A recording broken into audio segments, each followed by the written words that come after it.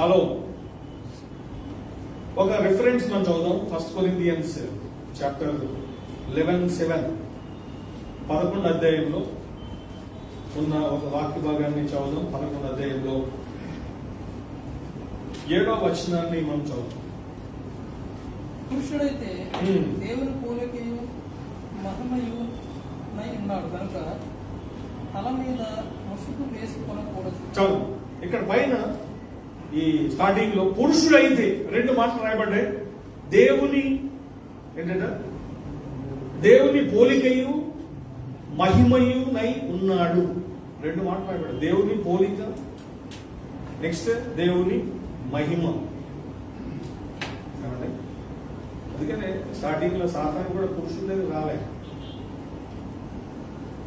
పురుషునికి ఉన్న స్పెషల్ ఏంటంటే స్త్రీకి ఉన్న స్పెషల్ ఉంటుంది. ఆమెను ఒక్క కారణం టచ్ చేస్తాడు, మొత్తం అందరూ టచ్ చేస్తాడు. ఆ రోజు ఆదాము ఉన్నాడు కాబట్టి ఆదాము మాత్రమే కాదు, ఆ టైంలో మనం కూడా మనకు 2-3 పళ్ళు ఇచ్చేసింది. చూడండి, మామూలుగా మనుషులకి మగవాళ్ళకి తెలిసిన వార్తకి ఆడవాళ్ళకి తెలిసిన వార్తకి చాలా తేడా ఉంటుంది. టీవీ 9లో ఎన్టీవీలో రాకుండా వెళ్ళిపోతుంది. వాళ్ళకుంటే స్పెషల్. నాకు కొన్నిసార్లు అనిపిస్తుంది, బ్రదర్స్ అందరిని దృష్టిలో పెట్టుకుని మగవాళ్ళు ఆడవాళ్ళ వరకు తాజ్మహల్ కట్టారు, ఆడవాళ్ళు మగవాళ్ళ వరకు ఏదో చేశారని చూస్తాం. రాఖీ కట్టడం తప్ప అది కూడా గుంజుడే కదా. మీరు చూడండి హిస్టరీలో, అసలు మీరు బైబుల్లో కూడా సొలొమోన్ టైంలో ఒక సిటీని కట్టేసారు. ఫరో కుమార్తె గారు ఏం కట్టారు ఏంటంటే ఒక సిటీని, వైఫ్ వరకు దేవుణ్ణి కూడా అంత డేంజర్లోకి వెళ్ళిపోయాడు. భార్య వరకు దేవుడిని పక్కన పెట్టేశారు. అంటే వాళ్ళ ఇన్ఫ్లుయెన్స్ ఎంత డేంజర్ కూడా చూడండి. ఎందుకంటే మనం దేవుని కంట్రోల్లో ఉన్నప్పుడు వైఫ్ కూడా, ఎందుకంటే మన తల ఎవరు? దేవుడు. స్త్రీ తల ఎవరు? పురుషుడు. చూడండి, ఫైనల్ గా తల ఎవరు వస్తుంది? దేవుడు వస్తుంది. మన పురుషునికి శిరస్సు దేవుడు, స్త్రీకి శిరస్సు పురుషుడు అంటే. కాబట్టి దేవుని వాక్యంలో మనం చూసినట్లయితే దేవుని యొక్క సంకల్పంలో పురుషుడిని దేవుడు ఎలా చూస్తున్నాడంటే దేవుని పోలిక, దేవుని మహిమైన. నేను నమ్మదు, ఎక్కడైనా సరే దేవుడు ఒక వ్యక్తిని ప్రేమించినప్పుడు లేకపోతే ఒక వ్యక్తితో మాట్లాడినప్పుడు ఆ వ్యక్తి యొక్క స్థాయిని ఆ వ్యక్తి ఊహించినంతగా దేవుడు హెచ్చిస్తాడు. ఆమె ఇప్పుడు కూర్చున్న మీరు ఇప్పుడు దేవుని సిస్టానికి మనం ఎప్పుడైతే లోబడతామో మన స్థాయి ఎలా ఉంటుంది?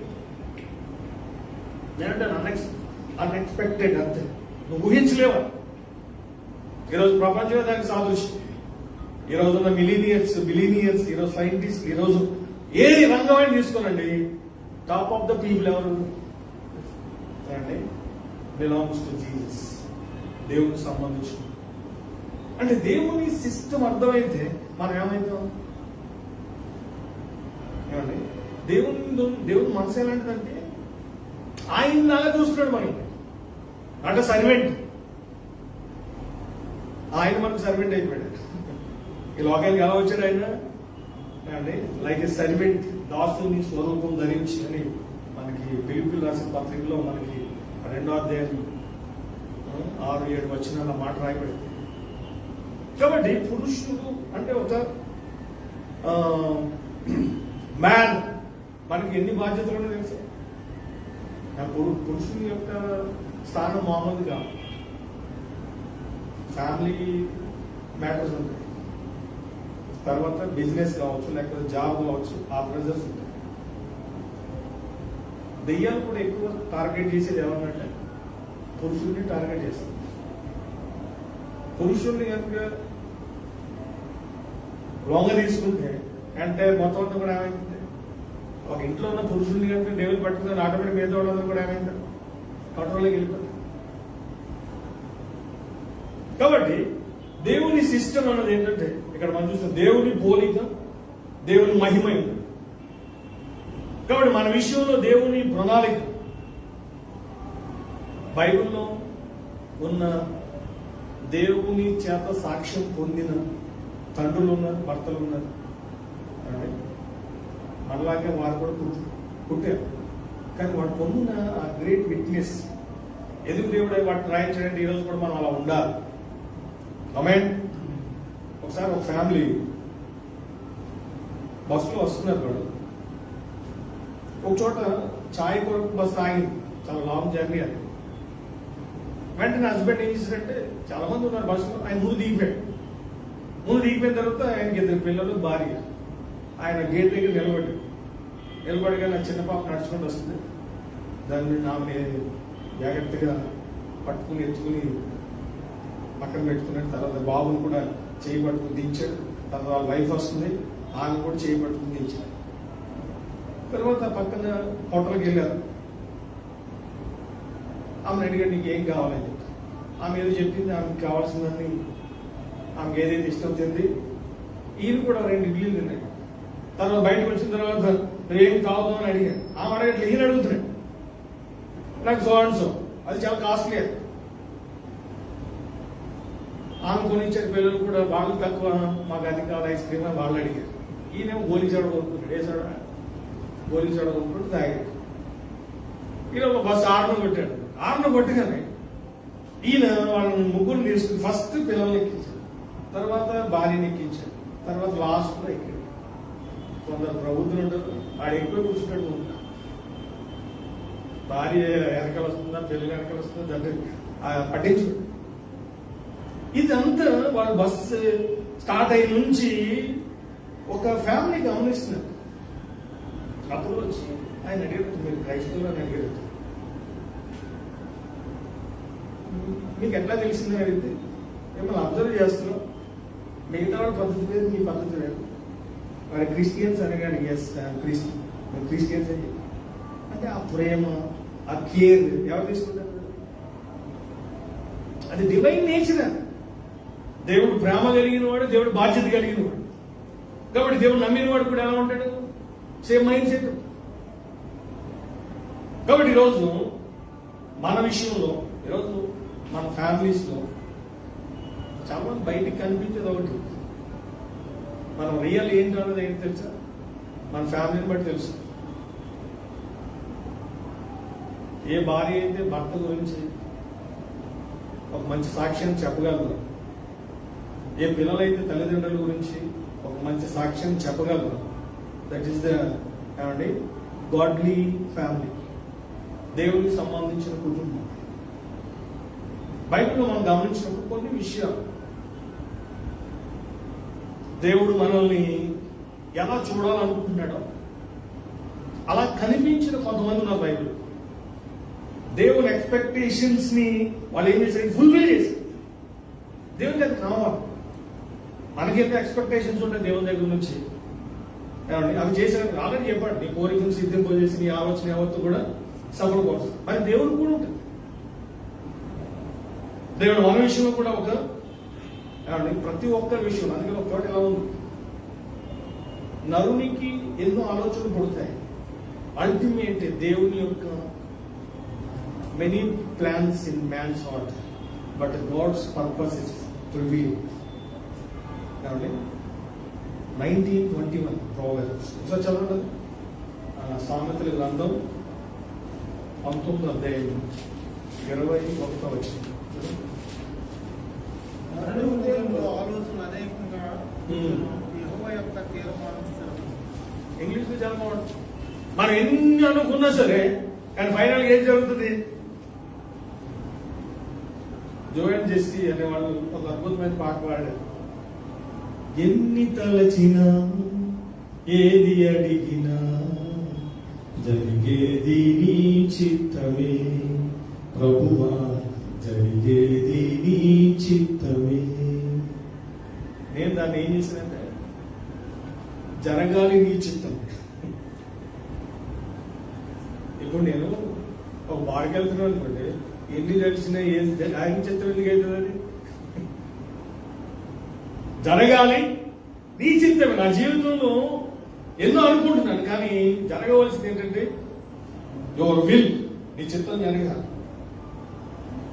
అది యేసుప్రభు వారు మనకు నేర్పించిన ఒక అద్భుతమైన లెసన్. అందుకని మాథ్యూ చాప్టర్ 7:21 కూడా మనం చూస్తాం, ప్రభువా ప్రభు అని పిలిచి ప్రతివాడు పరలోక రాజ్యంలో ప్రవేశించడు కానీ పరలోక ముందు నా తండ్రి చిత్తము. కాబట్టి గాడ్స్ విల్ అనేది చాలా ఇంపార్టెంట్. గాడ్స్ విల్ అనేది ఎలా తెలుస్తుంది మనకి అంటే త్రూ వర్డ్ ఆఫ్ గాడ్, నేను వాక్యం ద్వారా తెలుస్తుంది. కాబట్టి నాకు కొందరిని మీకు గుర్తు చేస్తాను, వాళ్ళకు ఉన్న సాక్ష్యం. ఫర్ ఎగ్జాంపుల్ మనకి ది బెస్ట్ పర్సన్ ఎవరైనా ఉన్నారంటే ఎంటైర్ బైబిల్లో అబ్రహాం కనిపిస్తుంది. ఎవరండి? అబ్రహాం గారు కనిపిస్తుంది. అబ్రహాం గురించి దేవుడు మాట్లాడిన విషయాలు ఒక్కొక్కరు ఒక్కొక్క ప్రత్యేకమైన యూనిక్ పర్సనాలిటీస్ వాళ్ళు. అబ్రహాం కానీ, మోషే కానీ, యెహోషువ కానీ, ఈజ్ ఎంటైర్ డిఫరెంట్ వాళ్ళు. అబ్రహాం విషయానికి వచ్చినప్పుడు ఒకవేళ సారమ్మని అడిగా అనుకోండి, సారమ్మ అబ్రహాం ఎలా చూసిందంటే లైక్ ఏ గాడ్.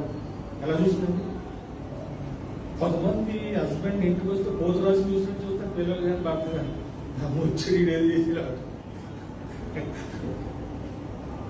అంటే హస్బెండ్ ఇంటికి వస్తే ఏం రావాలంటే గాడ్స్ ప్రజెన్స్ రావాలి. ఏం రావాలి? దేవుని ప్రజెన్స్ రావాలి. ఒక రకమైన ఇప్పుడు హస్బెండ్ లేనప్పుడు ఆ ఫ్యామిలీ ఎలా ఉంటుంది తెలుసా? నేను కొన్ని ఫ్యామిలీస్ ని కలిసినప్పుడు చిన్న వయసులో హస్బెండ్ చనిపోయిన కుటుంబాలు అది విచిత్రంగా ఉంటుంది. ఒక చిన్న హెల్లా ఉంటుంది. అబ్రహాం చూసినప్పుడు సారాముకి న్యూ టెస్టిమెంట్ లో మనం చూస్తాం, మై లార్డ్ అని పిలిచింది. ఏమని పిలిచింది? నా దేవుడా. నేను సాధారణంగా ఈ మాట ఎక్కడెక్కడ చచ్చిపోయినప్పుడు ఏడుచు, నా దేవుడా నా దేవుడు ప్రతిగ్రంథ కాలం దెయ్యంలో చూస్తే, పోయినప్పుడు మాత్రం నా దేవుడా. ఆ ముందు ఆ మాటలు కొంతకాలం బ్రతికేవాడు. అబ్రహాం గురించి ఒకవేళ సారాన్ని అడిగా అనుకోండి, మీ ఆయన గురించి నువ్వేం చెప్తావు అంటే ఏం చెప్తాను సార్? మా హస్బెండ్ గాడ్స్ బెస్ట్ ఫ్రెండ్ అండి. హల్లెలూయా. ఎవరు? బైబిల్ ఎవరికి లేదా పేరు? అబ్రహాంకు ఉన్న టైటిల్ ఏంటంటే దేవుని స్నేహితుడు.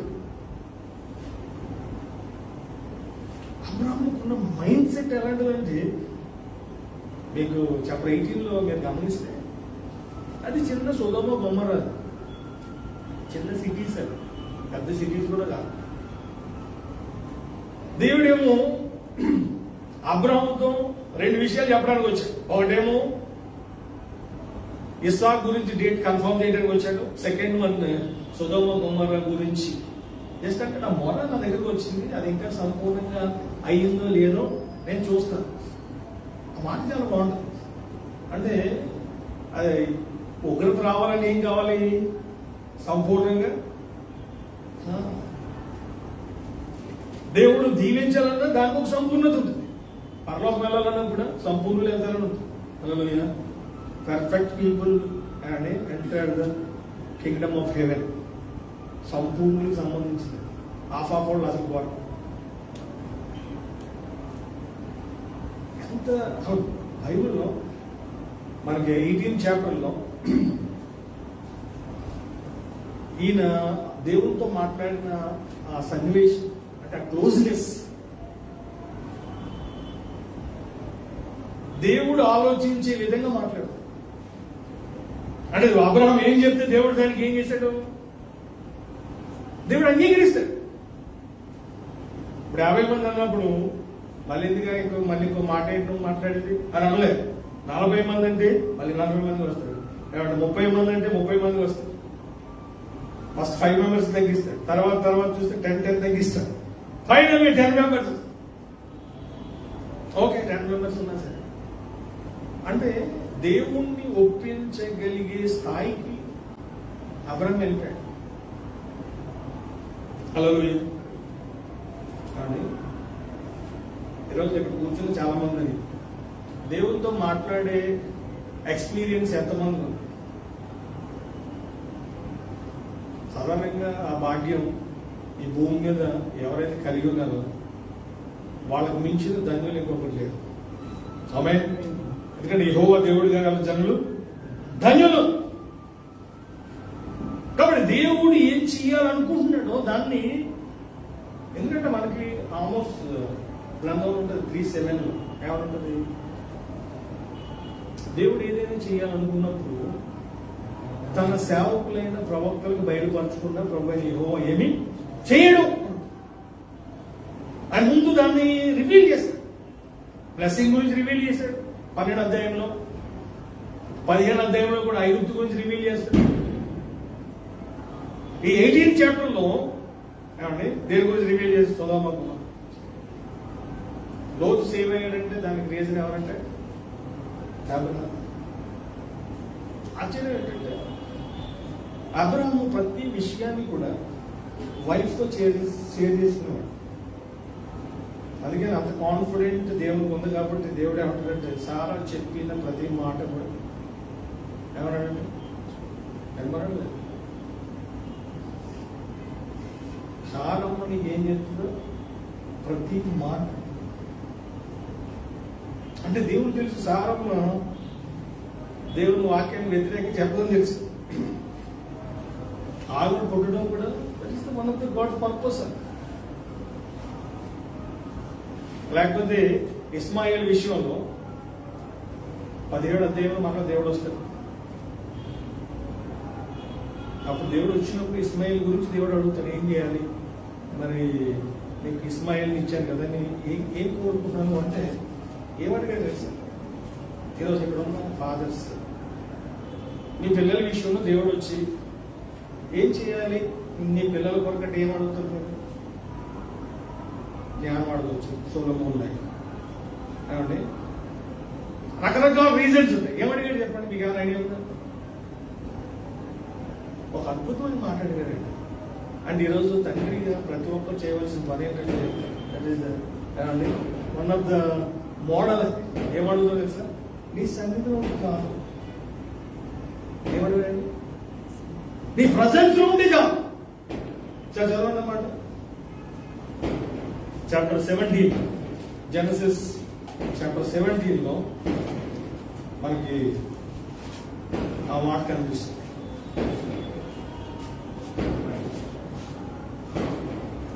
పద్దెనిమిదిలో వచ్చి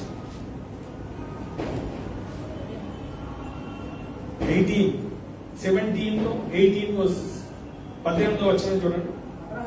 అబ్రహాము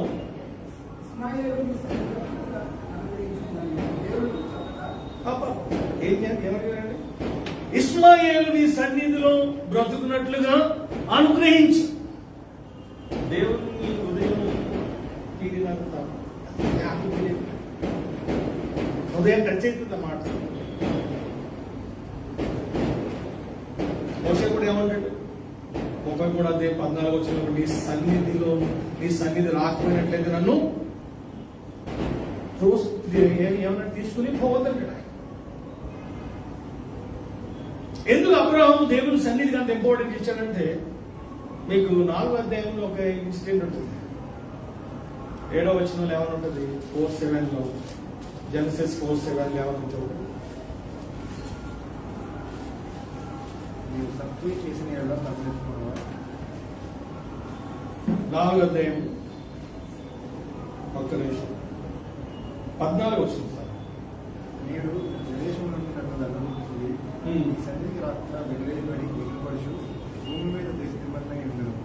దేవుడి సన్నిధి లేకపోతే ఏమైతే తెలుసా, ఈరోజు చాలా మంది పిల్లలకు దేవుడి ప్రజెన్స్ లేదు. ఎలా తెలుసా తెలుసా, దేశమరే అబ్రహాం ఆల్రెడీ ఈ విషయం అబ్రహాంకి ఏమండి, ఈ విషయం దేవుడు రివీల్ చేసేవాడు. దేవుని ప్రజెన్స్ లేకపోతే ఏమవుతుందో అబ్రహాంకి అర్థమైంది,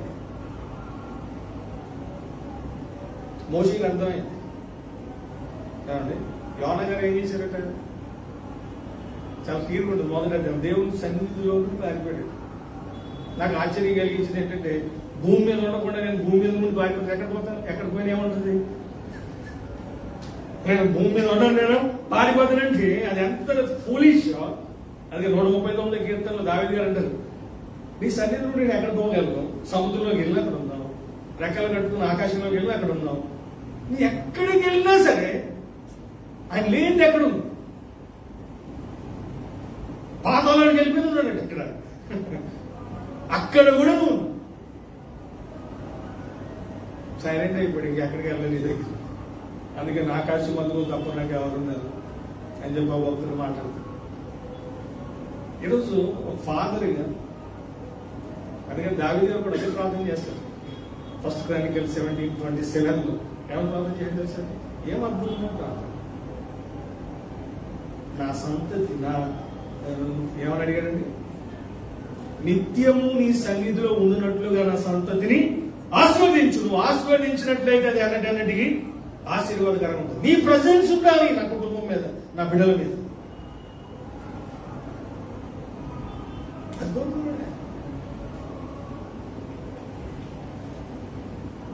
ఇప్పుడు లోతు నీతిమంతుడే. లోతు వెళ్ళింది ఎలా ఉందంటే చాలా చాలా అద్భుతంగా కనపడుతుంది. సొదొమ గొమొర్రా ఎలా ఉందంటే ఏదేంతో పోల్చాడు. చాలా వెల్ సెటిల్డ్ అన్ని కూడా ఉన్నాయి అక్కడ. చాలా అద్భుతమైన అక్కడ ఉండే వాతావరణం అంతా కూడా చాలా బాగుంది. కానీ అబ్రహాంని దేవుడు తీసుకెళ్ళినప్పుడు, లేకపోతే అబ్రహాంని నువ్వు కానాకి వెళ్ళమని చెప్పినప్పుడు, అబ్రహాం కానాకి వెళ్ళినప్పుడు పరిస్థితి ఎలా ఉంది తెలుసు? ఏముందండి? కరువు. ఏమీ లేదు అక్కడ. అక్కడ వెళ్ళి చూస్తే ఏమీ లేదు. అదే కనుక మన వైఫ్ అయితే నిజంగా చాలా మంది పనిలోకి వెళ్ళిన తర్వాత అభినందించారు. ఎక్కడికి వెళ్తే అక్కడ వెనకాల. పైగా ఇప్పుడు మనకైతే ఒక DCM పడుతుంది, లేకపోతే 2 DCM పడుతుంది. ఆయన దగ్గర ఉన్న పని వాళ్ళ 318 మంది వచ్చారు. ఆ గొర్రెలు, మేకలు, బర్రెలు ఇవన్నీ పెడితే ఒక 20 లారీలు వచ్చాయి. అవన్నీ తీసుకుని ఏమండి కానాకి వెళ్తాం. అక్కడ నుండి ఆయన ఫస్ట్ ప్లేస్ ఏది తెలుసా? ఆయన కల్దీ ప్రాంతాన్ని, కల్దీల ప్రాంతం అయింది. అక్కడ నుండి హారానికి వచ్చాడు. హారాన్ నుంచి కానాకు వచ్చాడు. కానా నుంచి ఐగుప్తుకి వెళ్ళాడు. ఐగుప్తు నుంచి ఫిలిస్తీన్ల గెరారు దేశానికి వెళ్తాడు 20వ అధ్యాయంలో. ఇవన్నీ ఎవరు ఎలా ఉన్నారు? ఎంత కష్టం అండి. ఏమన్నా ట్రాన్స్పోర్ట్ ఉందా ఆ రోజు? ఇప్పుడున్న ఫ్లైట్లు కానీ, ట్రైన్స్ కానీ ఏమీ లేవు.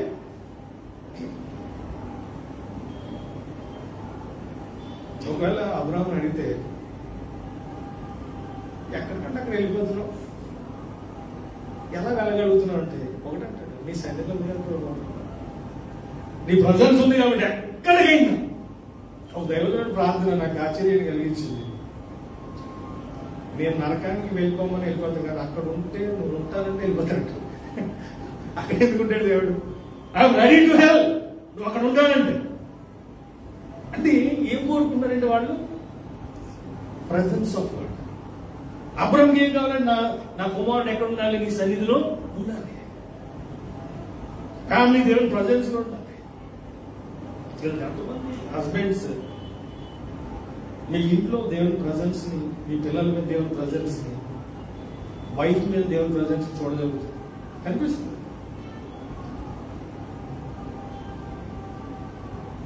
యోసేపు తెలుసు. యోసేపు వెళ్ళినప్పుడు ఏమైంది? యోసేపు దేవుడు పోతిఫారు ఇంట్లో ఉన్న ఏముందంటే దేవుని ప్రజెన్స్ ఉంది. శరసాల్లో ఉన్న ఏముంది? దేవుని ప్రజెన్స్ ఉంది. ఫరో దగ్గరికి వచ్చినప్పుడు కూడా ఫరో గమనించాడు, నీలాగా దేవుని ఆత్మ కలిగిన వాడిని మేము కనుగొనగలము. ఏం వీక్నెస్. అందుకని అబ్రహాం దేవుడు జస్ట్ బ్లెస్ చేయలేదు, నువ్వు సమస్త వంశంలో ఆశీర్వాదకరంగా.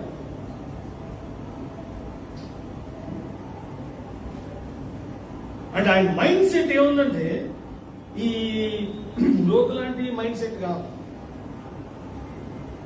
చాలా మంది పురుషుల మైండ్ సెట్ ఎక్కువ ఏముంటుందంటే డబ్బు మీద ఉంటుంది. బైబిల్ ఏమంటుంది? బుద్ధి జ్ఞాన సర్వ సంపదలు ఆయన యందు. 12వ అధ్యాయం దేవుడు పిలిచాడు. 13వ అధ్యాయం 2వ వచనం చెప్పండి ఏమంటుంది? 12వ అధ్యాయంలో అబ్రహాం పిలిచిన తర్వాత 13వ అధ్యాయం 2వ వచనంలో ఏమని రాయబడింది?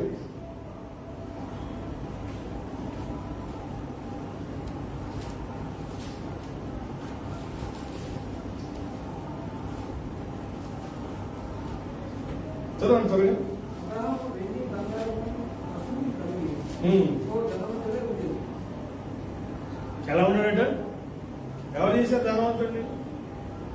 దేవుడే. సారం చనిపోయింది 23 అధ్యాయంలో. అక్కడ ఉన్న వాళ్ళని అడిగాడు, నాకు ఇక్కడ శ్మశానానికి భూమి కావాలి. వాళ్ళు ఎంత హ్యాపీ ఫీల్ అయ్యారంటే ఫ్రీగా తీసుకున్నారట. ఫ్రీగా వస్తే దేవుని చిత్తం అంటాం. ఫ్రీగా కనుక ల్యాండ్ ఎవరైనా ఇచ్చారు దేవుని చిత్తం, దేవుడు ఎంత అనిపించింది. ఆ వాక్యం అర్థమైంది. గవర్నమెంట్ భూముల మీద ఆశపోయింది మేడం. అప్పటి వరకు ఈ ఎమ్మెల్యేని పట్టుకుని ఒక 300 గజాలు ఇస్తాడు, 200 గజాలు ఇస్తాడు. ఒక ఆయన ఎవరంటే అన్నింటి మీద గద్దలు వాళ్ళు ఉంటాయి సార్, మీకు ఏం దొరకదు. ఫ్రీగా ఇస్తానంటే వద్దంటాడు ఆయన. నేను డబ్బులు పెట్టి తీసుకుంటాను. వాళ్ళు ఏమన్నా తెలుసా? 23 అధ్యాయం 6వ వచనంలో అబ్రహాం గురించి మాట్లాడి తెలుసా? నీవు మా మధ్య మహారాజులను. ఈరోజు హస్బెండ్కి ఏం కావాలి? సొసైటీకి ఏం కావాలి? ఘనత కావాలి. ఇంట్లో ఏం కావాలి? హస్బెండ్కి రెస్పెక్ట్ కావాలి. నెక్స్ట్ మర్యాద కావాలి, గౌరవం కావాలి.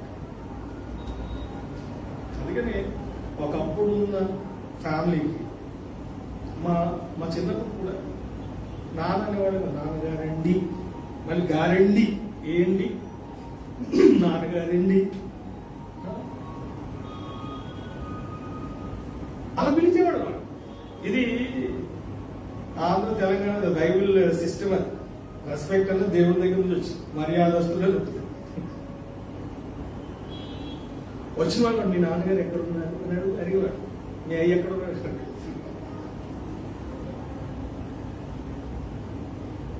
వైఫ్ మాట్లాడినా సరే మా వారికి బయటికి వెళ్ళాను.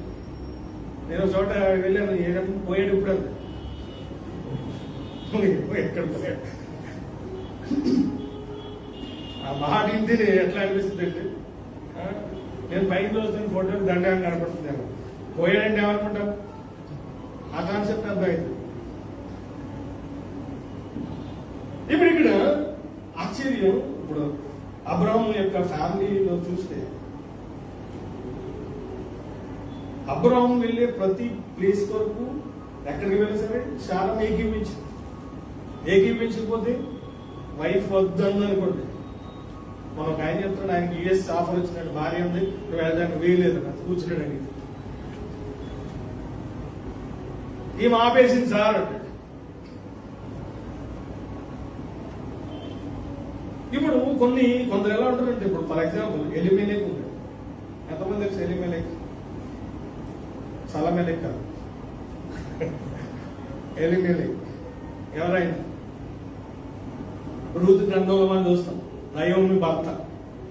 ఇప్పుడు ఆయన ఒక నిర్ణయం తీసుకున్నాడు. ఆయన తీసుకున్న నిర్ణయం ఏంటి? యెరూషలేమును విడిచిపెట్టి మోయాబు దేశానికి వెళ్ళిపోయాడు. బాగా ఏకీపించింది.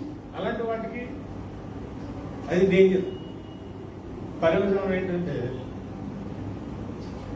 ముగ్గురు చచ్చిపోయారు, 2 కొడుకులు చనిపోయారు, తండ్రి చనిపోయారు. కోడలు వెధవరాలు అయిపోయింది, తల్లి వెధవరాలు అయిపోయింది. అందుకని నన్ను నయోమి అని పిలకండి, మారా అని పిలవండి అంటుంది. అక్కడ ఉన్నాను. లోతు నిర్ణయం తీసుకున్నాడు, భార్య కూడా సపోర్ట్ చేస్తుంది. సేమ్ ఫ్యామిలీ అలా అయితే. అబ్రహాం తీసుకున్న నిర్ణయం విషయంలో శారంకి ఉన్న కాన్ఫిడెన్స్ ఏంటంటే, నా హస్బెండ్ దైవ సంబంధమైన నిర్ణయాలు తీసుకున్నాడు.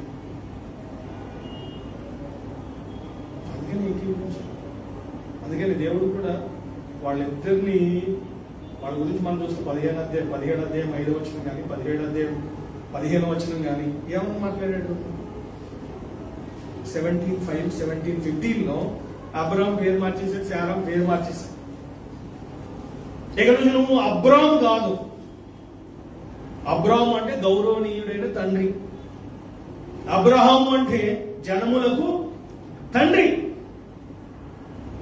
షారాయి ఇంతకుముందు షారా అన్నాడు, జనములకు తల్లి.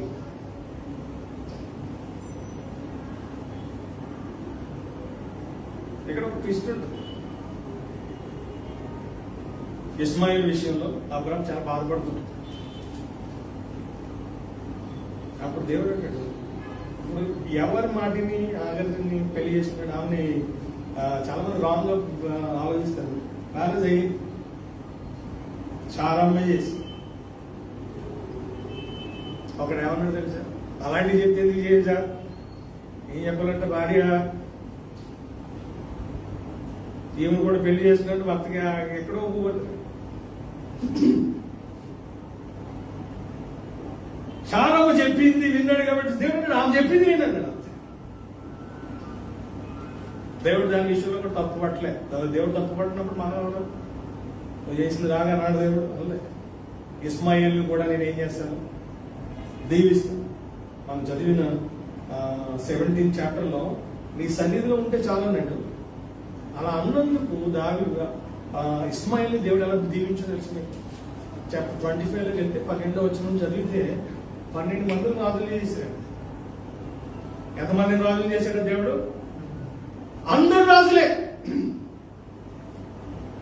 చాప్టర్ 25 12వ వచనం నుంచి ఇస్మాయిల్ రాయబడిందంట. ఈరోజు కూడా వరల్డ్ లో క్రిస్టియన్స్ తర్వాత ఏమండి బ్లెస్డ్ పీపుల్ ఎవరైనా ఉన్నారంటే ఇస్మాయిల్ సంతతి.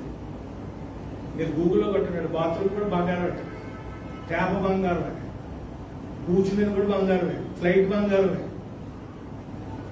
ఒక మాట చిన్నప్పుడు ఇటువంటి ఇల్లు బంగారం అంటే చూసారు, అట్లా వాడు అంత కూడా ఎవరిది ఆ బ్లెస్సింగ్ ఎవరిది? ఆ రోజు దేవుడు చెప్పాడు, ఆకాశ నక్షత్రముల వలె సముద్రపు ఇసుక రేణువుల వలె ఈ సంతతిని, ఇస్మాయిల్ సంతతి అలాగే, ఇస్సాకు సంతతి. ఇస్సాకు ఎలాంటి వాడు అంటే వాగ్దానం బట్టి పుట్టినవాడు. ఇస్మాయిల్ ఇస్ ఫిజికల్, శరీర సంబంధానికి 2 రకాల దీవెనలు ఇచ్చాడు. వాగ్దానం బట్టి పుట్టినవాడు. గలాతీయులు చాలా క్లియర్గా ఉంటుంది. హల్లెలూయా. కాబట్టి అబ్రాహాము విషయానికి వచ్చినప్పుడు ఆయనకున్న డిజైర్ ఏంటంటే, నా పిల్లలు నా ఫ్యామిలీ అంతా దేవుని ప్రజెన్స్ లో దేవుని చేత నడిపించబడాలి. ఈరోజు ఇక్కడ కూర్చున్న మనం కూడా సేమ్ డిజైర్ మనకు ఉంది. ఆమేన్. మనకి యోగు గారి గురించి మనం చాలాసార్లు విన్నాం. ఒక తండ్రిగా ఆయన తీసుకున్న నిర్ణయం ఎలాంటిదంటే, ఎవ్రీ డే ప్రతిరోజట పిల్లలు ఒకవేళ పాపం చేశారేమో, పాపం చేశారని కాదు, చేశారేమో అంటే ఆయనకి ఏంటంట ఒక డౌట్ ఉండిపోయింది.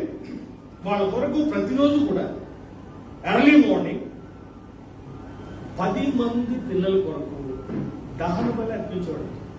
దహన బలి ఎంత ప్రాసెస్ తెలుసు మీకు?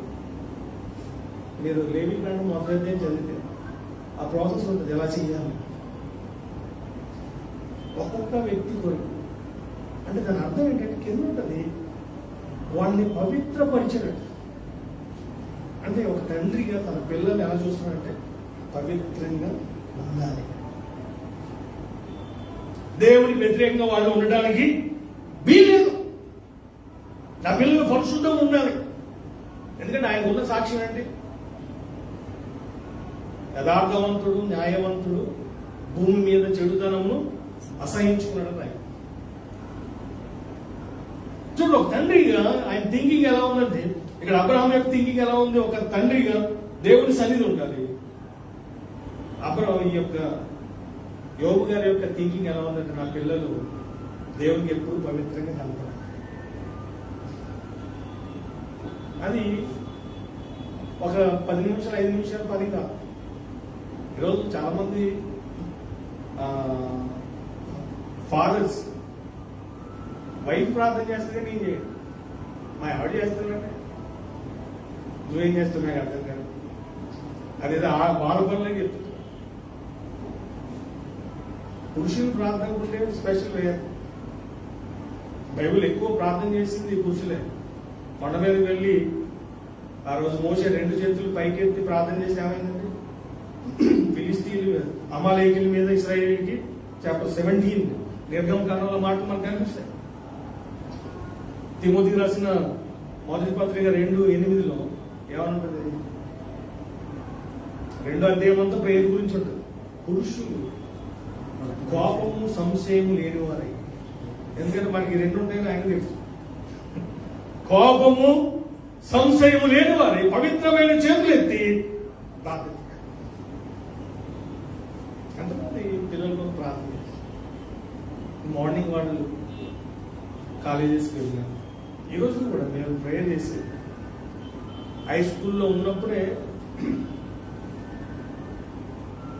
బైబిల్ ప్రకారంగా ఎలిమెంటరీ స్కూల్లో ఉన్నప్పుడే నరుని హృదయాలోచన ఏంటి? బాల్యం నుండి నరుని హృదయాలోచన చెడ్డదే అని చెప్పాడు దేవుడు. ఇప్పుడు వాడిని క్రిటిసైజ్ చేయకూడదు. ఇప్పుడు గుంట్లో పడ్డాడు, నేను గుంట్లో పడ్డాను పనికి మాట్లాడి తిరిగితే ఏం ఉపయోగం? వాడి పైకి అందులోంచి బయట తీయ సహజంగా వస్తాయి కదా. చిన్నప్పటి నుండి మనిషి ప్రతి ఒక్కరు కూడా స్వాభావికంగా పుట్టిన బైబిల్. మూఢత్వం అన్నది చిన్ననాటి నుండి స్వాభావికంగా పుడుతుంది. శిక్షా దండం అది వానిలో నుండి వారిని అది తోలివేయదు. ఇప్పుడు మన వాక్యం ద్వారా ప్రార్థన ద్వారా ఎప్పుడైతే దాని వల్ల ప్రార్థన చేస్తాం, ఇప్పుడు మనం చేసిన బలు అర్పించిన అవసరం ఏం చేయాలి? ఇప్పుడు ఆల్రెడీ వేసుకోవచ్చు. మీరు ఎవరి పాపము క్షమిస్తారు అవి ఏమైతాయి? క్షమించబడతాయి. పాపాలు క్షమించబడ్డాయంటే అర్థం ఏంటి? పవిత్రపరచబడ్డాయి. ఈరోజు మనం అతిశయించవలసింది దేని బట్టి అంటే, నా కొడుకు ఇంజనీర్, లేదా నా కొడుకు ఐఏఎస్, నా కొడుకు డాక్టర్, ఈ చెత్త మేటర్లన్నీ పక్కన పడాలి. మన పరిశుద్ధులే కాదు. అది మనం అతిశయించవలసింది. వాడు మనకి ఏం చేయాలి? అది ఈజీగా. కొన్నిసార్లు మా మేడంకి మా పిల్లల ప్రవర్తన చూసి చాలా బాధ కలిగేది. నువ్వు బాధపడితే కాదమ్మా, ప్రార్థన చేయాలని. ప్రార్థన చేస్తున్నాను కదా నేను, కానీ మోతాదు పెంచాలని చెప్పాడు. ఏం చేయాలి? మోతాదు పెంచా. ఇప్పుడు వాడికి ఉన్న ఆ ఈవిల్ స్పిరిట్స్, లేకపోతే వాడికి ఉన్న వీక్నెస్ ఎలా ఉండాలి? బైబిల్లో రాయబడిన పాపం ఎక్కడ విస్తరించింది అక్కడ కృప కూడా అపరిమితంగా విస్తరించింది. మీకు ఆశ్చర్యాన్ని కలిగించే 2 రెఫరెన్సెస్ చూపిస్తారు. ఒకటేమో ఎఫెసియన్స్ చాప్టర్ 2:2లో ఒక రెఫరెన్సెస్ ఉంటుంది. తర్వాత రోమన్స్ 2:4లో ఒక రెఫరెన్స్ ఉంది. ఎఫెసి పత్రిక 2వ అధ్యాయం 2వ వచనం, రోమ పత్రిక 2వ అధ్యాయం 4వ వచనం. చాప్టర్స్ రెండింటిలో కూడా 2వ అధ్యాయమే, కానీ రెఫరెన్సెస్ వర్సెస్ మాత్రం 2 and 4. ఎఫెసియన్స్ ఫస్ట్ అధ్యాయం ఏమన్నా అక్కడ 2:2 మీరు వాటిని చేసు వాయుమండల సంబంధమైన అధిపతిని అనగా అవిధేయులైన వారిని ఇప్పుడు ప్రేరేపించే శక్తి అధిపతిని అనుసరించి ఈ ప్రపంచ ధర్మం చెప్పున ఉడుపు నడుచుకున్నట్టు. ఓకే, ఇది రోమన్స్ 2:4. దేవుని అనుగ్రహము మారుమనసు పొందుటకు ప్రేరేపించుకున్నదని ఎల్లగా ఆయన అనుగ్రహించడంలో సహనమును దీర్ఘశాంతమును ప్రేరేపించుగా ఈ కాఠిన్యములో ఈ మార్పు పొందను నీ హృదయమును అనుసరించి ఉపయోగకరమంలో అనగా దేవుని న్యాయమైన తీర్పు బయలుపరచబడి. చాలా ఇక్కడ మీరు 2 థింగ్స్ గమనించండి. ఇక్కడ 2వ అధ్యాయం 2వ వచనంలో వాయుమండల సంబంధమైన అధిపతిని అనగా అవిధేయులైన వారిని ఇప్పుడు ప్రేరేపించు శక్తికి అధిపతిని అనుసరించి. ఇక్కడ వాయుమండల సంబంధమైన అధిపతి వాడు ఏం చేస్తున్నాడు? ప్రేరేపిస్తున్నాడు రాయబడి. 2వ అధ్యాయం 4వ వచనం రోమన్స్ లో మీరు ఇక్కడ చూస్తే ఇక్కడ ఒక ప్రేరేపణ కనిపిస్తుంది. 4వ వచనంలో దేవుని అనుగ్రహము మారుమనసు పొందుటకు నిన్ను ప్రేరేపించుచున్నదని ఎరుగక. ఇక్కడ ప్రేరేపించేది ఎవరు? దేవుడు. అక్కడ ప్రేరేపించేది ఎవరు? దేవుడు. ఇప్పుడు మనం ప్రార్థన చేస్తే దేవుడు ఏం చేస్తాడు? వాడిని ప్రేరేపిస్తాడు. ఒకవేళ వాడు బయటకు వెళ్ళాడు, ఫ్రెండ్స్ తో మాట్లాడుతున్నాడు. ఇప్పుడు ప్రతి వ్యక్తిలో ఉంటే దేవుడు అని ఉంటాడు, లేకపోతే దేవుడు అని ఉంటాడు. ఆ రోజు యేసుప్రభువు వారు మనం చూసినప్పుడు చాప్టర్ 8 జాన్ తర్వాత మీరు చూడండి, మీరు మీ తండ్రి యొక్క అపవాద సంబంధం అంటే ఎవరంటే మీ తండ్రి యొక్క అపవాద సంబంధం. 1 జాన్ 4:4లో రాయబడింది, మీలో ఉన్నవాడు. ఇప్పుడు మన పిల్లలు చూసినప్పుడు ఏం కనపడాలి? ఇప్పుడు వాడికి ఇప్పుడు ఈరోజు నేను చూడండి, చాలా మంది ఈ స్మార్ట్ ఫోన్ చాలా ఎక్కువ. ఇప్పుడు అవన్నీ ఎవరు చెప్తున్నారు? అది చెడు అన్నది ఎలాంటిదంటే స్వీట్లో ఉంటుంది. మంచి అనేది మెడిసిన్లో ఉంటుంది. ఒకసారి ఒక ఇంటికి వెళ్తే అంటే ట్యాబ్లెట్ వేసుకోవట్లేదు వాడు. పాస్టర్ గారు వీటి ట్యాబ్లెట్లు వేసుకోవట్లేదు అని చెప్పి నేను వాడిని పిలిచాను. ఎందుకు ట్యాబ్లెట్లు వేసుకోవట్లేదు అంటే అది చాలా ఘాటుగా ఉంది పాస్టర్ గారు, చేదుగా ఉంది అంటే స్వీట్గా ఉంటే వేసుకుంటాం అన్నట్టు. వేసుకుంటాను. అప్పుడు ఆమె పిలిచాను, షుగర్ ఉంది తింటున్నాడు, ఉందని చెప్పి 2 స్పూన్లు తీసుకురామని చెప్పి కప్పులు వేయించి కొంచెం వాటర్ వేయించి జస్ట్ 4 డ్రాప్ స్పూన్ పెట్టి తిప్పా. ఇప్పుడు ట్యాబ్లెట్ తీసుకెళ్ళి అందులో ముంచి ఇది ట్యాబ్లెట్ ముంచి అండ్ 4 మీద పెట్టింది. జస్ట్ ఎలా ఉందో టీగా ఉంది.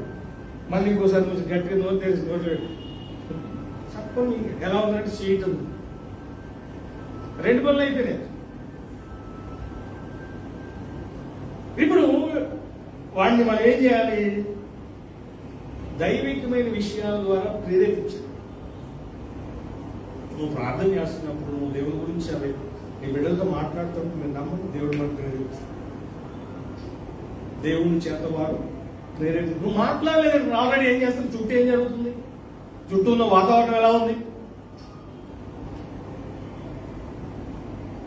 చాలా డేంజరస్. ఒకప్పుడు హై స్కూల్ కాలేజెస్ లో జరిగే ఇన్సిడెంట్స్ ఈరోజు ఏమండి హై స్కూల్లో జరుగుతుంది.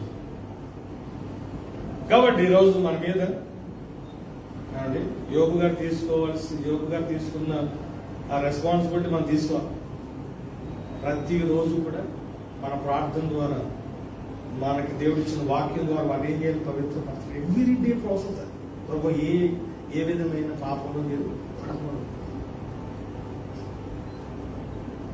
ఇప్పుడు అలా ప్రార్థన చేయడం వల్ల దేవుడు ఏం చేస్తాడు? మన ప్రార్థన ఆలకించు. సోసన్న వెస్లీ ఏం చేస్తున్నాడు? 9 మంది పిల్లలు కూడా ప్రార్థన చేస్తారు. ఎవ్రీ డే 1 hour ప్రార్థన చేస్తారు. అందులో 7 members ప్రపంచాన్ని షేక్ చేసి పడేది. అందులో ఒక ఆయన జాన్ వెస్లీ. అగస్టీన్ కూడా అంటాడు, నా తల్లి కార్చిన కన్నీటి ప్రవాహంలో నేను ప్రభు దగ్గర కొట్టుకుని వచ్చినట్టు. ఈరోజు ఇక్కడ నిలబడి నేను రాడికల్గా ఉండేది. నా తల్లి ప్రేమ చేసి కన్నీటితో ప్రార్థన చేసి నేను చెడిపోతున్నాను, ప్రార్థన మారాలి. అన్ని ట్రీట్మెంట్స్ అయిపోయాయి నాకు. ఏ రకంగా తిట్టాలో ఆ రకంగా తిట్టారు, ఏ రకంగా కొట్టాలో ఆ రకంగా కొట్టారు. బట్టలు ఎక్కువ తీసి రోడ్డు మధ్యలో చెట్టు స్తంభానికి కట్టి, ఆ రోజు మార్కెట్ జరుగుతుంది, మార్కెట్కి వెళ్ళే వాళ్ళు అందరూ వెళ్తున్నారు.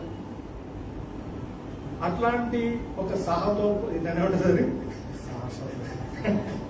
ఏమంటుంది? బట్టలే లేదు నాకు. అప్పుడు 11 years అనుకుంటుంది.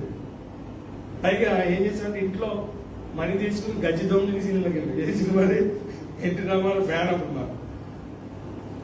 నేను ఇలాంటి తెక్కపోవడం చేస్తారని చెప్పి చింతజోలు 2 నేను ఒక్కొక్కరిని తీసుకెళ్ళాను. ఆడ అటు పక్కన కట్టారు, నన్ను ఇటు పక్కన కట్టారు. ఏం లేవంటున్నారు, నువ్వు పోసుకోలేదు. అయినా సరే ఆ రోజు మాత్రం నెక్స్ట్ నిలిపేసిన వాళ్ళు మనిషి చేసే ప్రయత్నాలు అలాంటివి అంటే జస్ట్ తాత్కాలికంగా ఉపశమనం అంతే ఆ టైంకి. తర్వాత మళ్ళా అందుకే ఒక చోట ఉంటుంది ఇరిగారు, కూషు దేశస్తులు చిరతపుల తన మచ్చలు మార్చుకుంటుంది. కూషి దేశస్తుడు తన చర్మమును మార్చుకోగలగా. మార్పు అనేది మనిషి చేతిలో లేదు, మార్పు అనేది ఎవరి చేతిలో ఉంది? నువ్వు బిలీవ్ చేయి, తప్పకుండా దేవుడు చేస్తావు. కాబట్టి అరుణోదయమున ఎవ్రీ డే మార్నింగ్ కొన్నిసార్లు కొన్ని నెలల్లో ఎలా ఉంటుంది, పిల్లలంతా రెడీ అయిపోతారు. ఆమె కూడా వంట అయితే డాడీ లేకపోతే ఇడికి లేవడం. పిల్లలు రెడీ అయిపోయి స్కూల్ అలా ఎప్పుడు లేవాలి? ఒకవేళ జాబ్స్ ఉంటే వేరే సంగతి. అది నేను లేట్ నైట్ పడుకున్నప్పుడు లేట్ నైట్ లో ప్రేయర్ చేస్తాను. మార్నింగ్ లేవలేదు, 2 అవుతుంది, ఒకసారి 3 అవుతుంది. అప్పుడు చేస్తాను. అప్పుడు చేస్తే ఏమవుతుంది? రే మొదటి సమది మనం తీసేయాలి. దేవుడు ఏం చేస్తాడు? మనం తప్పకుండా ఆ ప్రేయర్ ఎప్పుడు అర్థం కాదు. హల్లెలూయా. కాబట్టి అబ్రహాము తీసుకున్న నిర్ణయాలు మనం చూస్తే దేవుని ప్రజెన్స్ ఉండాలని కోరుకున్నాడు. యోబు గారు చూస్తే వాడు పవిత్రంగా ఉండాలని కోరుకున్నాడు. మనకు 5వ అధ్యాయంలో మనం చూస్తే జెనసిస్ లో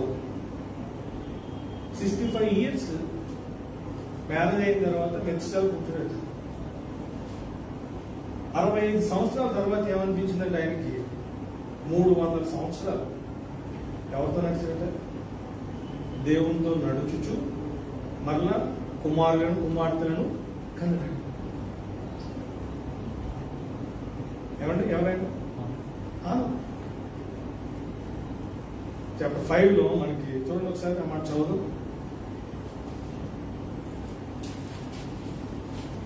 జెనసిస్ చాప్టర్ 5 చదవండి. తెలిసిన వాళ్ళు 21, 22, 23, 24 వరకు చూద్దాం.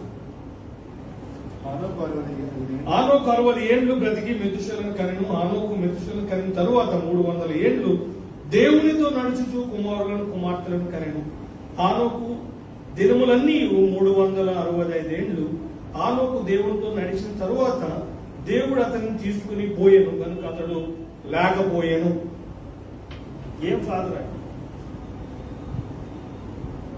300 సంవత్సరాలు అంటే మెజారిటీ టైం ఎవరికి ఇచ్చాడు?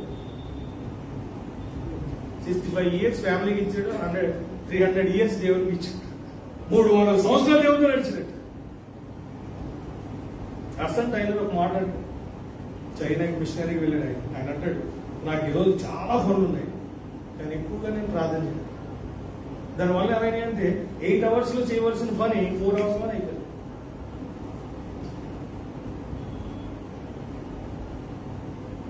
ఈరోజు ఎక్కువ మంది మగవాళ్ళు చెప్పే షాక్ ఏంటి తెలుసా? టైం లేదు. ఫర్ ఎగ్జాంపుల్ ఇప్పుడు ఓల్డ్ టెస్ట్మెంట్ దావీదు గారు ఉన్నారు. 10 times దేవుడికి ఇచ్చేవాడండి. అంటే 119, 164 కీర్తనలు ఏమనుంటది? దినమునకు 7 మార్లు. 119 కీర్తన 164 వచనంలో దినమునకు 7 మార్లు ఏం చేసేవాడండి? దేవుణ్ణి స్తుతించేవాడు. 55 కీర్తన 17 వర్సెస్ లో కీర్తనలో సాయంకాలమున, ఉదయమున, మధ్యాహ్నమున జానించుచు మొరపెట్టుకుని 3 సార్లు ప్రార్థన, 7 సార్లు ఆరాధన. మొత్తం కలిపి ఎంత? ఎన్నిసార్లు అండి? 10 times. ఆయన చాలా తీరిగ్గా ఉంటాడు కదా, చక్రవర్తి. ఎన్ని బాధ్యతలు ఉంటాయి. ఎంతమంది సంతానం? ఆల్మోస్ట్ 20 members ఆయనకి పిల్లలు. తెలుసా మీకు? సెకండ్ క్రానికల్లో, ఫస్ట్ క్రానికల్లో ఉంటుంది 20 మంది. ఎవరితో? తామార్తో కలిపి.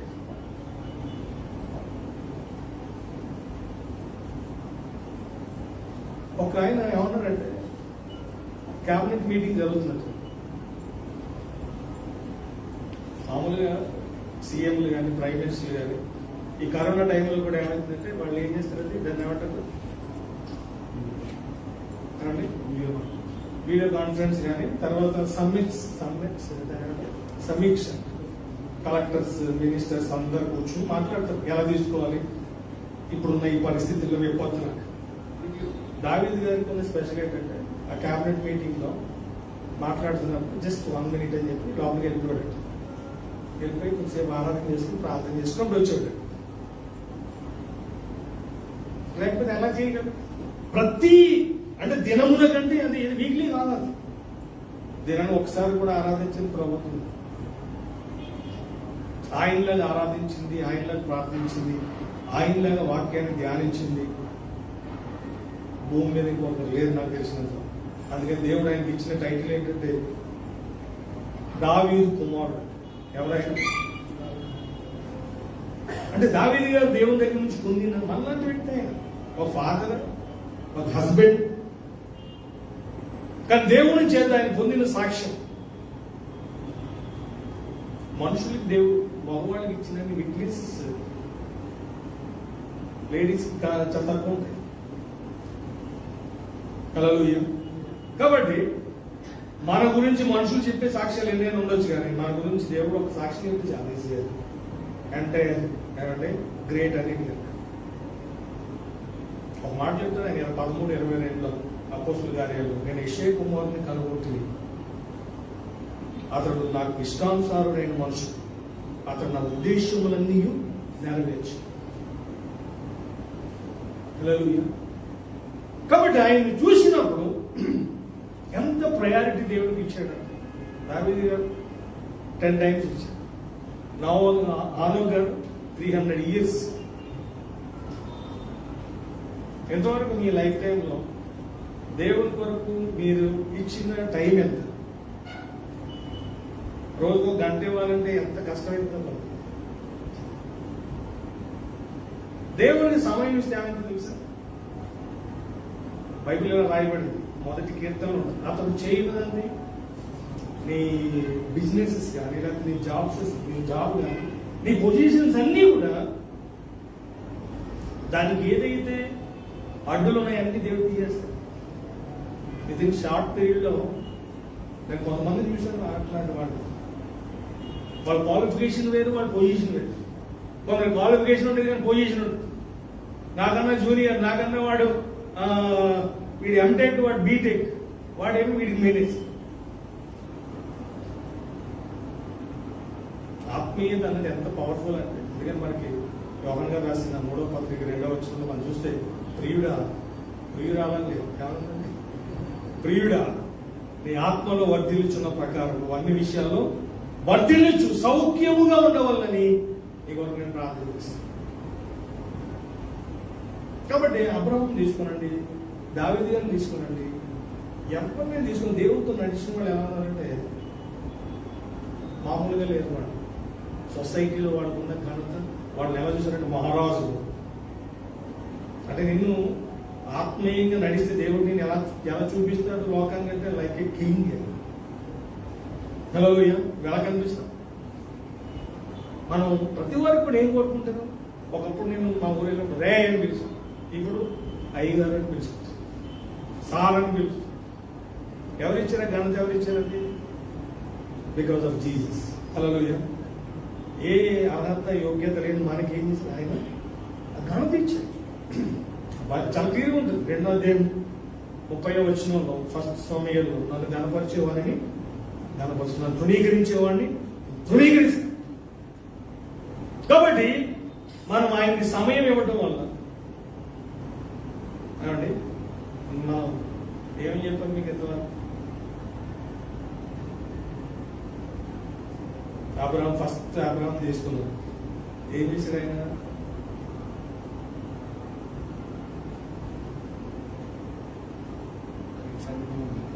పిల్లల విషయంలో, ఫ్యామిలీ విషయంలో దేవుడు ప్రజెన్స్ కోరుకున్నాడు. నీ సన్నిధి ఉంది చాలు. నెక్స్ట్ యోగు గారి గురించి మనం చూసాం. ఆయన ఏం కోరుతున్నాడంటే, అదే ఆయన ఎంత కోరుతుందంటే భార్య మామూలుగా మనమే చెంప పలగొట్టాము, దేవుని చూసి సావరంటే మూర్ఖుడు వాళ్ళు మాట్లాడినట్టుగా. అది ఎవరి నేచర్ అండి? దేవుడు అంటే నేను సాత్వికుడును దీన మనసు గలవాడు, డివైన్ నేచర్. ఆ యోగుగాలో ఉన్న నేచర్ కూడా ఏంటది?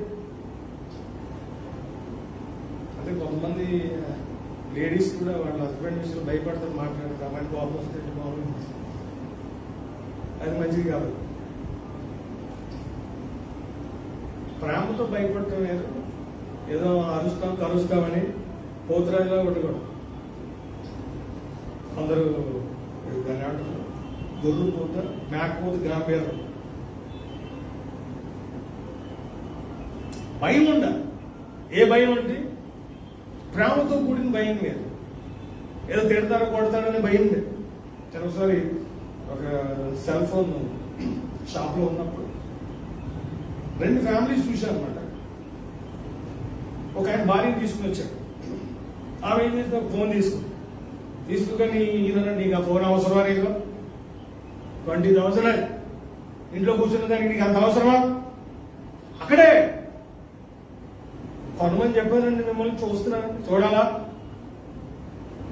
తీసుకురాలి అని చెప్పి 7,000 ఎంత 7,000 ఫోన్ ఆమె అందరు అలా చూస్తే ఫీల్ కదా. అంతమంది ముందు పైగా ఆమె కొనమని కూడా చెప్పలేదు. జస్ట్ ఆ లేడీస్ కున్న స్పెషల్ ఏంటో తెలుసా?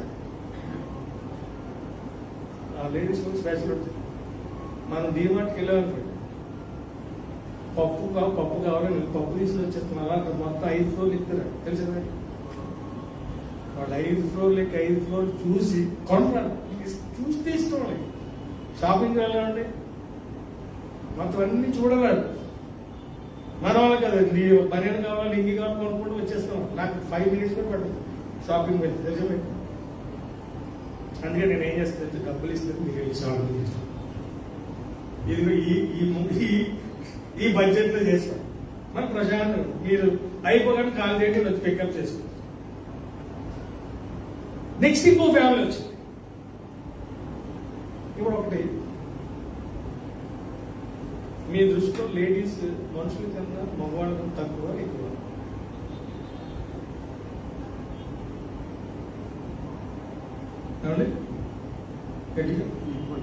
ఈక్వల్.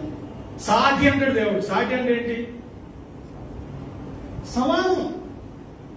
నీకు సాటి అయిన వారు ఎవరు లేరని ప్రార్థన చేస్తారు. సాటి అంటే ఏంటంటే సాటి అయిన సహాయం. ఇప్పుడు యేసుప్రభు వైఫ్ ని దేంతో కంపేర్ చేశారంటే ఎఫెసియన్స్ లో మేము పెళ్లి చదివిస్తాం.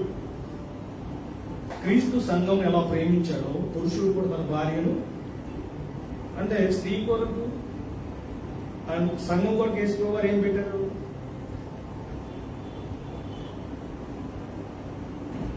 అంటే ప్రాణం కన్నా మించింది ఏముంటుంది? బైబిల్ ఏమనుంటుంది? ఒకడు లోకమంతా సంపాదించుకుని తన ప్రాణాన్ని పోగొట్టుకుంటే, అంటే లోకం ఉన్నదంతా కలిపిన ప్రాణం ఎక్కువే. మనిషి ప్రాణం అంతా ఎక్కువే, దేవుని ప్రాణం ఎంత గొప్ప. ఇంకో ఫ్యామిలీ వచ్చింది అక్కడ ఉన్నప్పుడు. ఆమె అలా నిలబడి చూస్తుంది. నీకేం కావాలి అడిగాను, నీకేం కావాలి చూడాలి. ఆమె చూసింది, చూసి ఒక ఫోన్ తీసుకుంది అనమాట. అది ఆల్మోస్ట్ 20,000. వాడిని అడిగింది ఎంత? 20,000. వదిలేదు అని చెప్పేసి ఆమె పెట్టేసి, నీకు నచ్చిందా అని అడిగాడు ఆయన. నచ్చిందా? మీరు నమ్మండి, ఇప్పుడు అది శాంసంగ్ S10. ఆయన ఏం చేసినట్టే శాంసంగ్ S15 తీయాలి, వాడు S15 తీసి ఎంత అంటే 4500. ఇది ఎలా ఉందంటే వద్దండి వద్దండి నమ్మండి. ఆమెమో వద్దంటుంది, ఈయన ఏం చేస్తారు తెలుసా? తీసుకున్నట్టు నచ్చిందని ఏంటంటే నచ్చింది, కానీ కాబట్టి ఇదే తీసుకున్నట్టు వేరే వేరే షాప్ బిల్ చేసేసారు. ఆయన చేతిలో ఉన్నది 15,000 రూపీస్ ఫోన్, ఆమె చేతిలో ఉన్నది 40,000 రూపీస్ ఫోన్. నేను ఆయన అడిగాను, ఎందుకని చేశానంటే బైబిల్ ఏమంటే భార్యని ఏం చేయమన్నా గోల్ సంచి కలిపి సమానం అట్లేదు. నాకు అర్థం కాదు. వాడిని చాలా జాగ్రత్తగా వాడతారు. ఆ సాధారణంగా ఏది అడగదండి, కానీ ఆమె ఏదైనా అడిగిందంటే ఆ విషయం నేను బెస్ట్ చేస్తాను. సాధారణంగా అడగదు. కొందరు దుబారా వాళ్ళు ఉంటారు, రాజవేద సంగతి. దైవ భయం కలిగిన వాళ్ళు మాత్రం నిజంగా వాళ్ళు సాక్షి. నేను చెప్తున్నాను, దైవజనుడు ప్రాఫెసీ కూడా, ఏ ఇంట్లో అయితే హస్బెండ్, ఆ పిల్లలు, వైఫ్ ఆనందంగా ఉంటారు, ఐ బ్లెస్ ఆమె వాళ్ళని సంతోష పెట్టడానికి. ఇప్పుడు దేవుడే ప్రాణం పెట్టి వీళ్ళు ఎక్కలేసుకుంటే నాకు అర్థం కాదు. మన విషయంలో ఆలోచించాలి, కానీ వాళ్ళ విషయంలో మ్యాక్సిమం మనం ఏం చేయగలం వాడు ఒప్పుకోరు చేయాలి. దేవుడు చేసినట్లేదు. అందుకని ఆయనకి ఏం చెప్పనండి, ఆయన ఏం చెప్తే ఆయన అమ్మో. కొందరేమో చెప్పడానికి భయపడతారు, కొందరేమో it is different. Hallelujah. Bible కూడా అలా యేసుప్రభు వాళ్ళు చూశారు. మనకి ఎట్లా చేసే శ్రేష్టమైన ప్రతి ఈవియు, సంపూర్ణమైన ప్రతి వరమును, పర సంబంధమైనది జ్యోతిర్మయుడు తండ్రి యొద్ద నుండి వచ్చును. మనకి ప్రొవైడ్ చేసేదంతా ఎవరు? మన వెనక బ్యాక్గ్రౌండ్ చూసుకోకూడదు. ఏం చూడాలి మనం? కమింగ్ ఫ్రమ్ అబౌవ్, పై నుంచి వస్తుంది. హల్లెలూయా. అదే వాడు హ్యాపీ ఫీల్ అయ్యి వాడు ప్రార్థన చేస్తున్నాను, మన కథ వేరే ఉంటున్నాను. ఇంట్లో కొడుకుతో సన్నిధితో ఉందనుకోండి, మనం ఎంత కష్టపడిన బ్లెస్సింగ్ రాదు. హ్యాపీనెస్ అన్నది వన్ ఆఫ్ ద ఆశీర్వాదానికి సంబంధించిన సూచన. ఇంట్లో వాళ్ళందరూ సంతోషంగా ఉంటాయి, ఆ బ్లెస్సింగ్ వేరు. కాబట్టి మనం బిడ్డల విషయంలో, ఫ్యామిలీ విషయంలో దేవుని వాక్యం ఉన్న ఎంతవరకు విన్నా అటువంటి అనుభవాలు మనం కూడా నడుచుకుందాం. ఆమె ఇంకొక విషయం గుర్తు చేసి నేను ప్రార్థన చేస్తాను.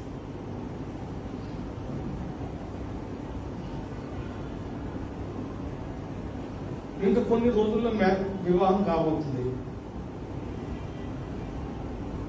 ఆశ్చర్యం ఏంటంటే అప్పుడు ఇలియాస్ 24 అధ్యాయంలో రెబ్కాను తీసుకుని వచ్చేస్తున్నాడు. ఆ టైంలో ఇస్సాకు ఏం చేస్తున్నాడు రాయబడిందండి బైబిల్లో. ఏం చేస్తున్నాడు?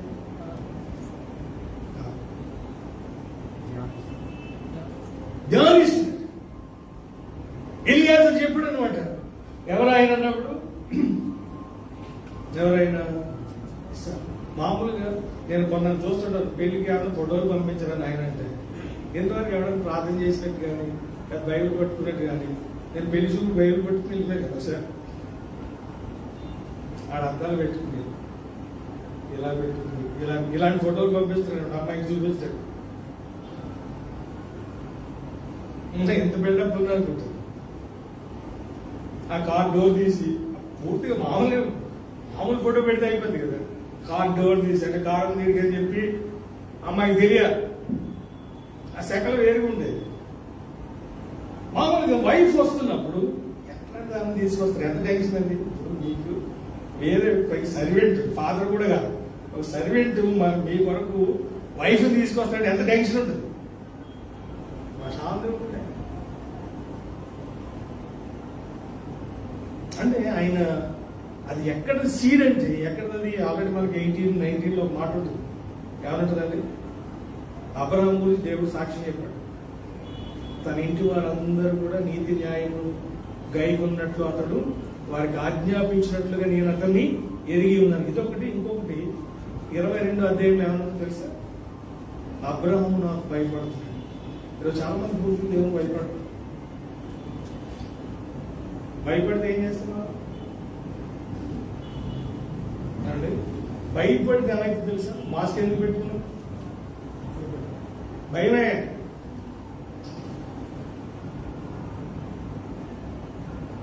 దేవునికి చాలా ప్రాముఖ్యమైనటువంటి కొన్ని ఉన్నాయి.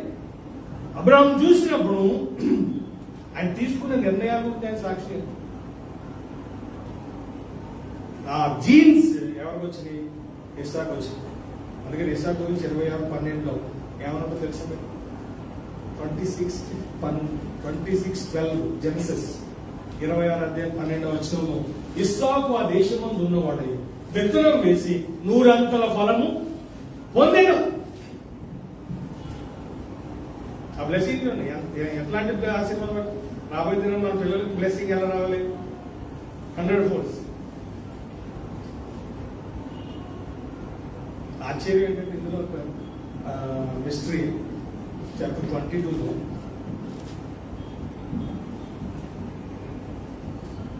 దేవుడు ఆల్రెడీ మాట్లాడాడు. నువ్వు తీసుకెళ్లి మోరియా పర్వతం మీద బలి ఇచ్చేసే అన్నప్పుడు ఇస్సాకుని తీసుకుని పనివాళ్ళని తీసుకుని వస్తున్నప్పుడు మధ్యలో ఇస్సాకు అడిగాడు, నాయన మరి అగ్గి ఉంది, కట్లు ఉన్నాయి, బలి కొరకు గొర్రెపిల్ల ఎక్కడ?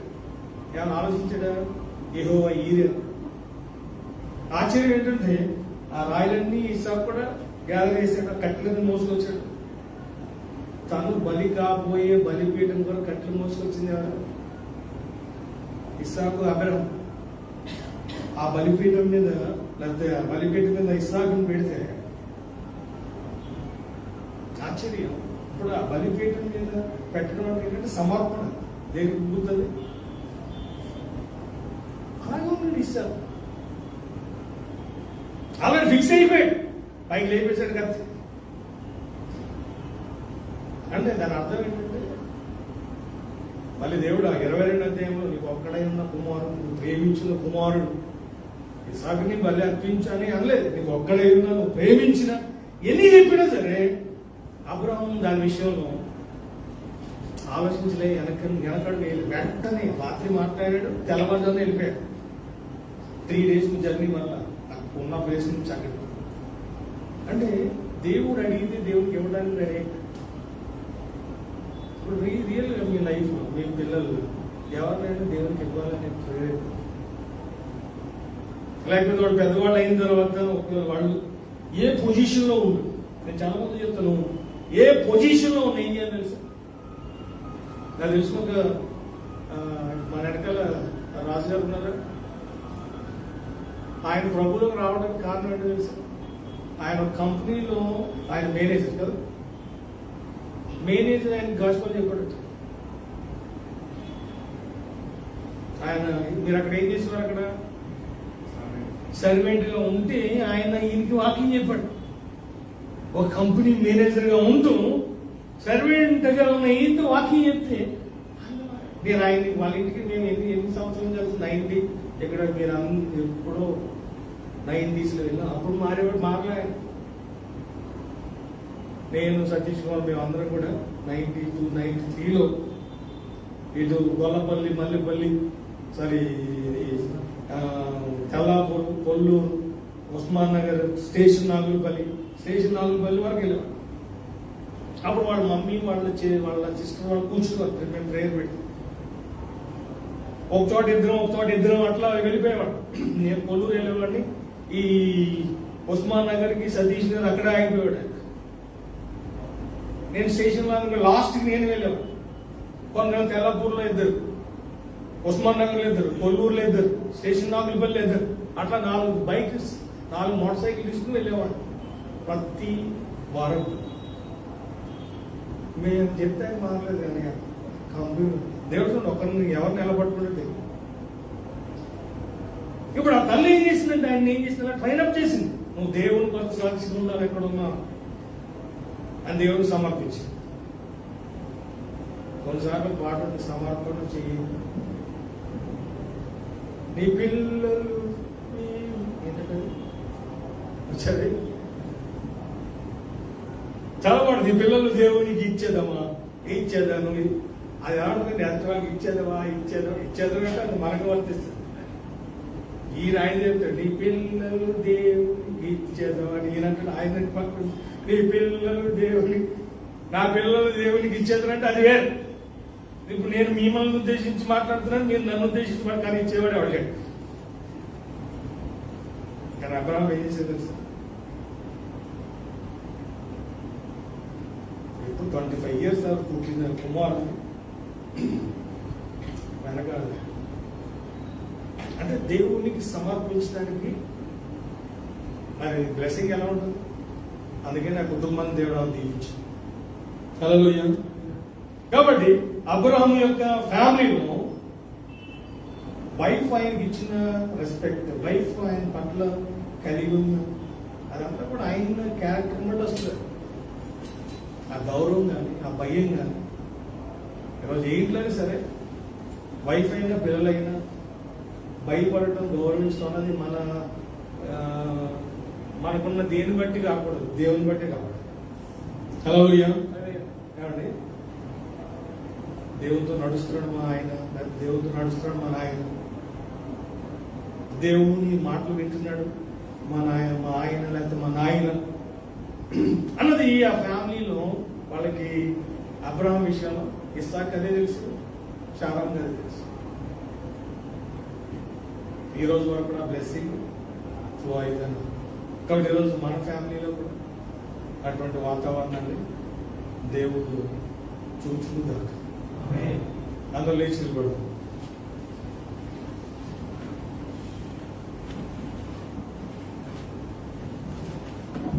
మహోన్నతుడా మీకు వందనాలు, స్తోత్రాలు. అయితే పురుషుడు దేవుని మహిమ, దేవుని పోలిక ఇవ్వడని చెప్పాడు. అబ్రహాం గురించి చూసినప్పుడు కొన్ని విషయాలు మాకు గుర్తు చేశాను ఆయన.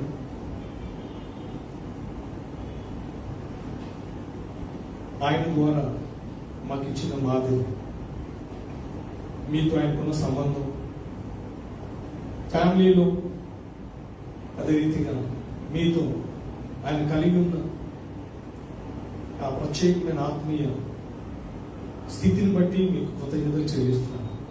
ఈరోజు మా కుటుంబాలు కూడా ఆ రోజు అబ్రహాం కుటుంబాన్ని చూసినప్పుడు అప్పుడు ఉన్నవారు ఏ రీతిగా సాక్ష్యం చెప్పగలిగారో మీరు ఏ రీతిగా సాక్ష్యం చెప్పగలిగారు. ఆ కుటుంబం అప్పుడున్న ప్రజలను వారు వెళ్ళిన స్థలాలను ఏ రీతిగా ప్రభావితం చేయగలిగారు. ఈరోజు మేము ఉంటున్న కుటుంబం నా తండ్రి సంఘాన్ని, అదే రీతిగా సమాజాన్ని అదే రీతిగా మేము కూడా తండ్రి ప్రభావితం చేయడానికి అటువంటి సాక్ష్యాన్ని కలిగి మేము జీవించాలి. అబ్రహాం ఏ రీతిగా మీకు భయపడ్డాడు, అబ్రహాం ఏ రీతిగా మీ మాటకు లోబడి మీతో నడిచాడు, తన కుటుంబం అంతా కూడా పూర్తిగా మీకు ఏ రీతిగా సమర్పించుకున్నారు. ఆ రీతిగా మా జీవితాలు, మా కుటుంబాలు మీకు అప్పగించుకోవడానికి, ఆ రీతిగా మేము ముందుకు కొనసాగడానికి తండ్రి మీరు మాకు ఇస్తున్న ఆధిక్యతకి వందనాలు చెల్లిస్తున్నాం.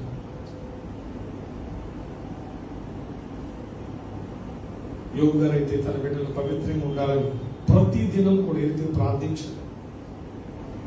ఈరోజు మా బిడ్డల విషయంలో కూడా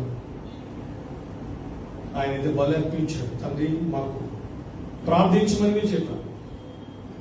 నా కొరకు మీరు ఏడవకండి, కానీ మీ కొరకు, మీ పిల్లల కొరకు కన్నీరు కాల్చమని ఆ రోజు ఆయన అప్పుడున్న వార్త మీరు చెప్పిన రీతిగా ఈ దినాల్లో ఇక్కడ చేరిన మమ్మలను కూడా తండ్రి మా పిల్లల విషయంలో, ఫ్యామిలీ విషయంలో ఒక తండ్రిగా, ఒక భర్తగా మాకున్న బాధ్యతలు, మాకున్న ఆధిక్యతలు మేము గుర్తించి అలా జీవించి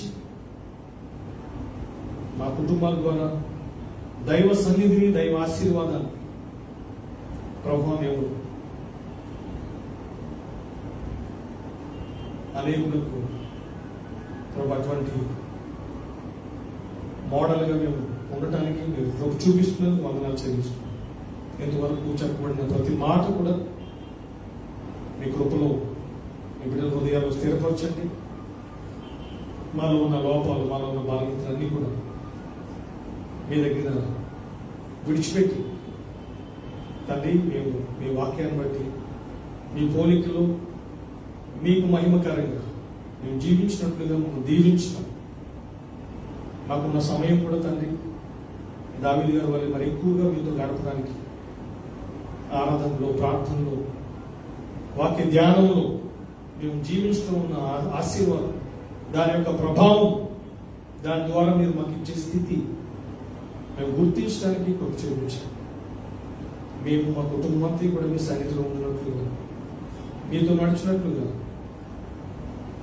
మీరు మా కొరకు సిద్ధపరిచింది మేము పొంది మిమ్మల్ని మహిమపరిచినట్లుగా దీవించిన మహిమ, ఘనత, ప్రభావాన్ని చెల్లిస్తూ ఉన్నాను, మీకు అప్పగిస్తూ ప్రభు యేసు క్రీస్తు వారి యొక్క పరిశుద్ధమైన నామములో ప్రార్థిస్తున్నాం తండ్రి. ఆమేన్.